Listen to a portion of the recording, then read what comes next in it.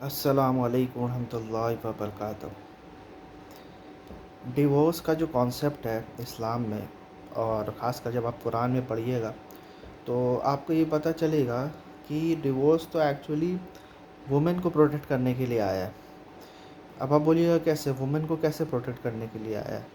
तो एक बात समझ लीजिएगा कि जब कुरान ये बात बोलता है, सूरह बकरा से आप अगर पढ़ना स्टार्ट कीजिएगा तो आपको पता चल जाएगा कि जब भी डिवोर्स करो तो तुमको 2 बार इजाज़त है। उसके बाद अगर डिवोर्स करोगे वाइफ़ को हर्ट करने के लिए, पहले के लोग क्या करते थे अरब वगैरह में, कि वो लोग जो है तलाक दे देते वाइफ़ को, जैसी इद्दत ख़त्म होने वाला रहता था वापस ले लेते। तो ये बदमाशी करके जो है एक्सप्लॉइट करते थे वाइफ़ को। तो अल्लाह सुब्हानहू ताला ने ये कहा कि अगर ये सिर्फ तुम 2 बार कर सकते हो, अगर तीसरी बार इसने किया ना तो फिर वाइफ़ जो है वो तो आप समझ लो वो गई। और उसके बाद तभी तुम्हारा उससे शादी हो सकता है जब वो किसी और से शादी करे, उससे डिवोर्स हो, या फिर वो उसका पति अगर मर जाए तो उसके बाद ही ये तुमसे शादी कर सकती है।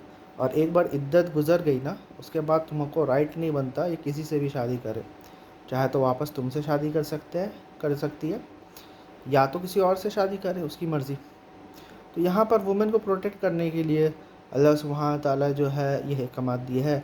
हम लोगों ने क्या किया, हम लोगों ने ट्रिपल तलाक का कॉन्सेप्ट निकाल दिया कि 3 बार तलाक दे के ऐसा फ़ारिग करो कि दोबारा शादी की नौबत ही ना आए, ठीक है। और 3 तलाक दे के एक ही सिटिंग में हम लोग ऐसे हराम कर देते हैं। फिर हलाला का कॉन्सेप्ट आया, ठीक है। उसमें जो है वुमेन्स का एक्सप्लॉयटेशन होता है, मतलब गलती जो है हस्बैंड ने किया है और एक्सप्लॉयट यहाँ पर वुमेन हो रही है। वुमेन की भी गलती कि उसको ज़्यादा पता नहीं है।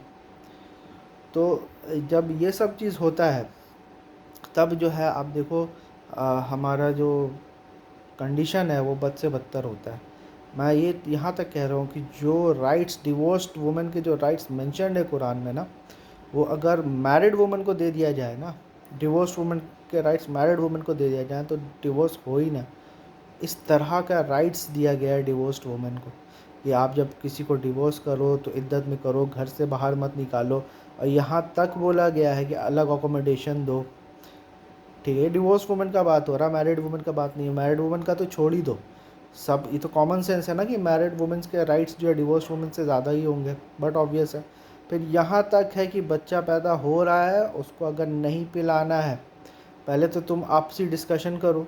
इससे ये भी साबित होता है कि हस्बैंड एंड वाइफ को आपसी डिस्कशन करने में, जस्ट बिकॉज हस्बैंड को जो है एक दर्जा ऊपर है, क्या बोलते हैं, हायरकी में हस्बैंड जो है एक दर्जा ऊपर है इस्लाम में। तो इसका मतलब ये नहीं है कि वो जो है एकदम बॉस हो गया। उसको उसको ये करना पड़ेगा, उसको डिस्कस करना पड़ेगा अपनी वाइफ के साथ कि देखो ऐसा ऐसा करना है।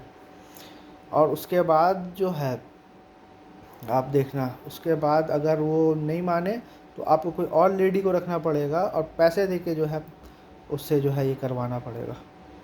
तो ये आप समझ लीजिए दर्जा है मुस्लिम वुमेन का इस्लाम में, जो कि मुस्लिम मेन ने आजकल दे नहीं रहे। जो लोग दे रहे उसकी बात नहीं है, लेकिन majority of people are not giving the rights the way it should be given. और यही हाल है कि फिर जो है ना मैरिजेस अच्छे रहते हैं, ना